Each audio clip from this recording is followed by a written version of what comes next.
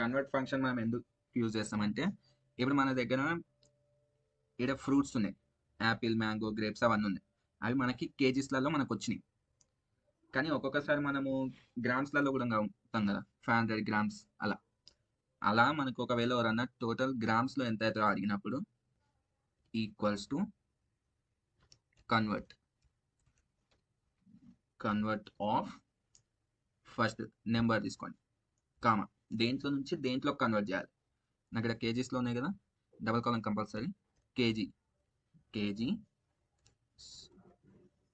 Comma ఇప్పుడు ఎందులో convert చేద్దాం అనుకుంటున్నాం, గ్రామ్స్లోకి. కాబట్టి జీ ఇచ్చేసేయండి, జీ క్లోజ్, ఎంటర్.